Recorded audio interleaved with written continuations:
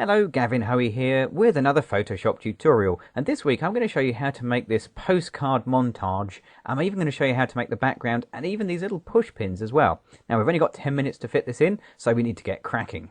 So let's close that down and start making a new empty image. We'll go to File and New. I'm not going to use the standard preset, but make my own. I want to make my image a little bit bigger than an image that comes off my camera. So I'm going to make it 4,000 pixels wide by 3,000 pixels high. Okay, so there's our basic image. Onto that we need to put some texture. Now I'm going to do that on its own separate layers. As far as possible, I'm going to keep this separated out so I have a new empty layer, and I'm going to get the rectangular marquee and drag a small rectangle over the image like that. Now we're going to put a texture into that rectangle, but we can't put it on now because we have an empty layer. We've got to have some colour in there. So let's click our foreground colour and choose a suitable background. I'm looking for a sort of yellowy beigey colour really. Yeah, round about there, that looks pretty good. And then we'll go to Edit and fill with the foreground colour. Right, now let's put that texture. Filter, Texture. Texturizer is the tool of choice, and I'm going to change the texture. I'm not going to use the brick one. I'm going to use this sandstone one, which I really like. And I'm going to push the scale all the way up 200%, right the way to the top, like so. Now, even though we push the scale up to maximum, the texture is tiny. You can barely see it at all.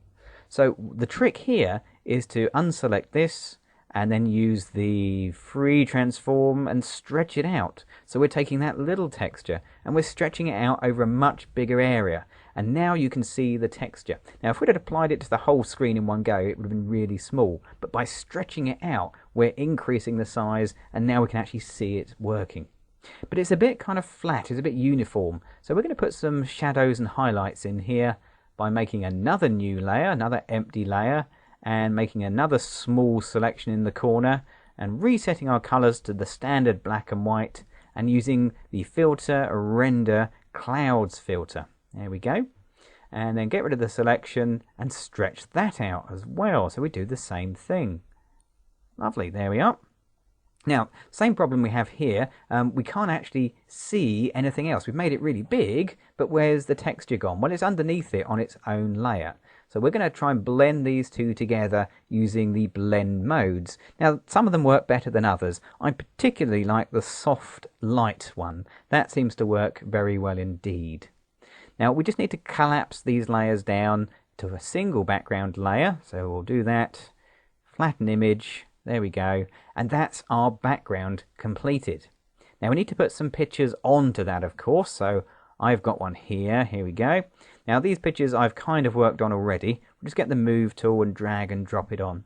I've made mine small enough to fit in nicely, but on yours you may find they're quite large and you need to use free transform to shrink them down to this sort of size. Now that's great, but I want to make it stand off the background by putting a drop shadow and maybe a bit of a border in there as well. So let's do that by using layers. You can see when we dragged and dropped, our image became a layer, and we can use the layer styles. That's this little FX icon down here. Let's start off by adding in a drop shadow. Now the drop shadow, fairly easy to use. You can put the angle to whatever you like. The distance puts your shadow further away from your image or closer, and the size makes it soft and fuzzy. So we'll have a nice sort of drop shadow like that. Whilst we're here, we'll put a stroke border on as well. So let's click the little stroke here. Now this has to be one of the most bizarre things in Photoshop, and that's quite a thing. There are a lot of bizarre things in Photoshop, but by default you get this lovely bright red border. Kind of looks really 80s. It's showing my age. Let's just change that to a white border instead. We're going to increase the size so it's a bit thicker, but when we increase the size you find it covers up the drop shadow, so that's no good. So let's change the position to inside so you can see the drop shadow as well as the border.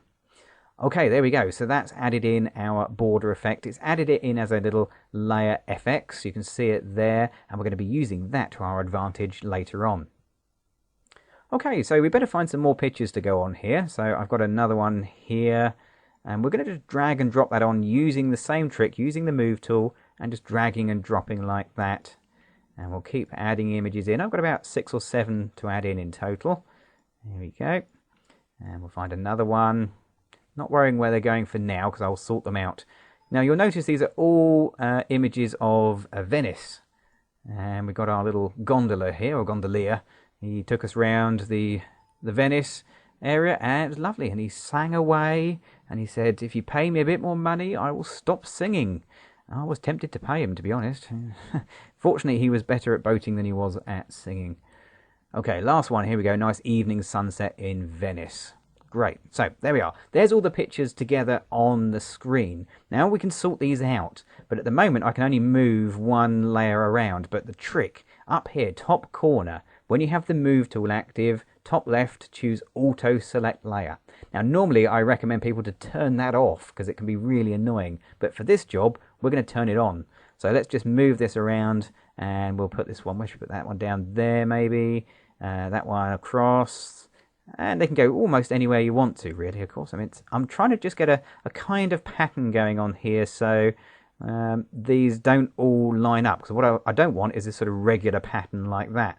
I want them all to be slightly disjointed from each other so none of them overlap on their edges. Okay, that looks pretty good. There we go. We'll be happy with that.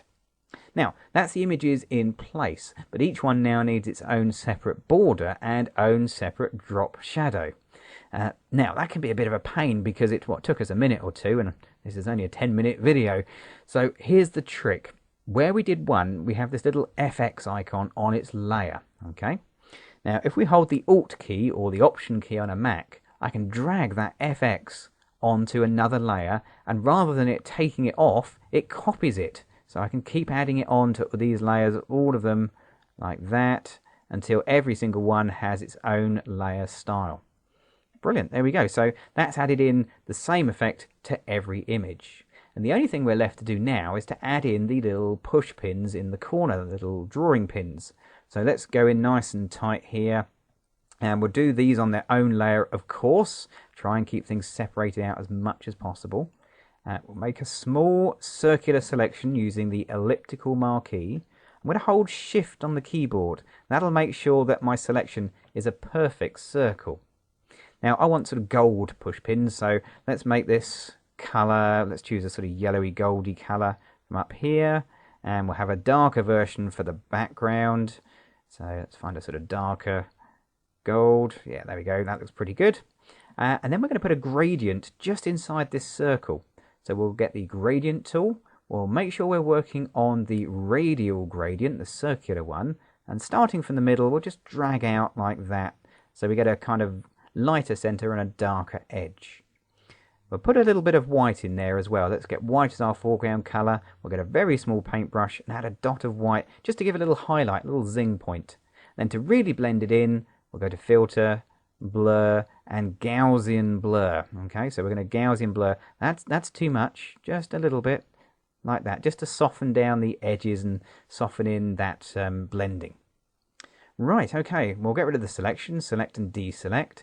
And we'll add another drop shadow, so another layer style, but this time it's only the drop shadow. We won't change anything, we'll leave it as it is. Right, so there's one of my pins, but we need a few more drawing pins than that. So let's just zoom out a little bit here. Out we go. Lovely. And we're going to use a nice little trick with the Move tool. So we're going to get the Move tool, and we're going to hold the Alt key or the Option key on a Mac. Notice that the head of my cursor changes to a double arrow. And now I can click that little push pin and drag another copy. Keep holding the Alt and you can drag extra copies around. Here we go. And the Alt key, like that. So every time you're holding Alt, you'll make a copy of the layer. And as the only thing was on the layer was the original push pin, that's what we get. So we can keep adding them in like this. Lovely, there we go. And we need a few more down here, of course. That's lovely, and that one, and finally, oh no, there's another picture. I nearly forgot our gondolier.